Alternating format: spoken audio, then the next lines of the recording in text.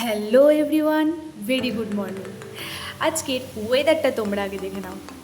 কাল রাত থেকে আজ সকাল অবধি প্রচুর বৃষ্টি হচ্ছে, একদম মেঘলা ওয়েদার।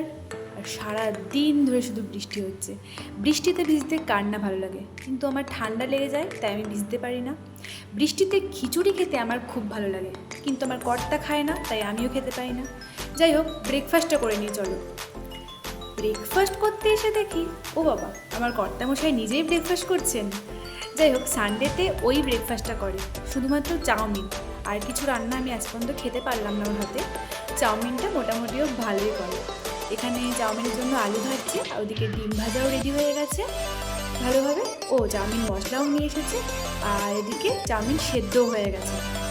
চাউমিনটা একটু কমিয়ে দিল, তারপর আলু ডিম সব একসাথে দিয়ে দিল।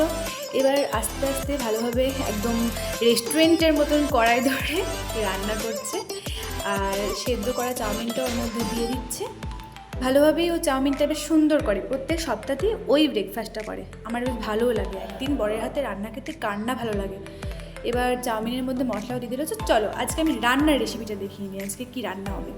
নিয়ে এসেছে মোরলা মাছ, পমফ্রেট মাছ, আর ওই দুটো পিস আমার ছেলের। মোরলা মাছটা করব আলু বেগুন দিয়ে ঝাল। এদিকে আছে আমরা টক করব, আর ওদিকে আমি পেঁয়াজ আর টমেটো কেটে রেখেছি পমফ্রেটের ঝাল করার জন্য। তো আমার বরের দেখছি চাউমিন রেডি হয়ে গেছে, আমরা চাউমিন খেতে বসে পড়েছি। ওই যে আমার পুত্র আগে থেকেই খেয়ে নিচ্ছে। চাউমিনটা দেখে তো মনে হচ্ছে খুব ভালোই হয়েছে, খেয়ে দেখে কেমন হয়েছে চাউমিনটা। চাউমিনটা ভালো টেস্ট হয়েছে। এবার আমি রান্নার কাজে চলে এলাম ব্রেকফাস্ট করে। প্রথমে তেল দিয়ে দিয়েছি, এদিকে ভাত হচ্ছে। আমার সব মাছ ভাজা রেডি হয়ে গেছে, পমফ্রেট মাছ মোরলা মাছ সব ভাজা হয়ে গেছে।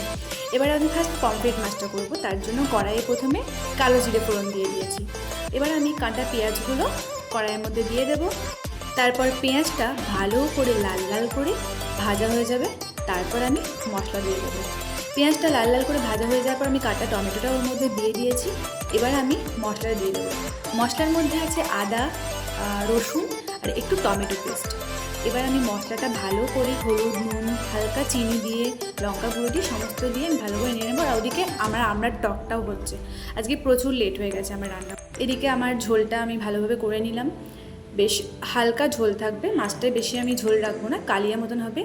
এদিকে আমরা টকও রেডি হয়ে গেছে, আমার পমফ্রেট মাছের ঝালও রেডি হয়ে গেছে। পমফ্রেট মাছের ঝালটা বেশ ভালোই লাগছে দেখে। এবার আমি মোরলা মাছ করব, তার জন্য বেগুনটা ফার্স্ট ভেজে নিচ্ছি। বেগুনটা ভালো করে ভাজা হয়ে গেলে বেগুনটা ভেজে নেওয়ার পর আমি আলুগুলো ভেজে নেব। এবার আমি আলুটা গরম তেলের মধ্যে দিয়ে দিলাম। আলুর মধ্যে হালকা একটু লবণ হালকা একটু নুন দিয়ে ভালোভাবে আলুটা আমি ভেজে নেব। আলুটা ভাজা হয়ে গেলে এখানে আমি কড়াইয়ের মধ্যে আবারও কালো জিরে ফোড়ন দিয়েছি। এবার আমি মশলা দিয়ে দিলাম। মশলা কিছুই দিইনি, এখানে শুধুমাত্র পেঁয়াজ আর টমেটো বাটা দিয়েছি। এবার ভালো করে মশলাটা আমি কষিয়ে নেব।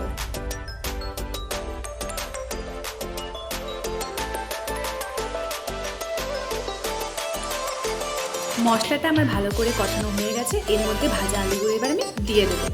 এবার সামান্য 2 মিনিট আমি নেড়ে জল দিয়ে দেবো আলুটা সেদ্ধ হওয়ার জন্য। এবার আমি আলুটা ভালো করে সেদ্ধ হয়ে যাওয়ার পর আমি মাছ আর বেগুনটা ঝোলের মধ্যে দিয়ে দিলাম। এবার 10 মিনিটের জন্য ফুটুক। এই যে আমার মোরলা মাছের ঝোলও রেডি হয়ে গেছে। এবার কর্তাকে খেতে দিয়ে দিলাম ভাত, শাক ভাজা, মোরলা মাছের ঝাল, পমফ্রেট মাছের ঝাল, আমরা টক। এবার আমি লাঞ্চ সেরে চলে এলাম একটু ছাদে ঘুরতে। তো দেখি এখনও সেই লেভেলেরই বৃষ্টি পড়ছে। আমি এবার একটু ঘুমিয়ে নিই। তোমরা আমার ভিডিওটা দেখে বলো কেমন হয়েছে আমার ভিডিওটা। ওকে, চলে আসছি নেক্সট ভিডিও নিয়ে। টাটা।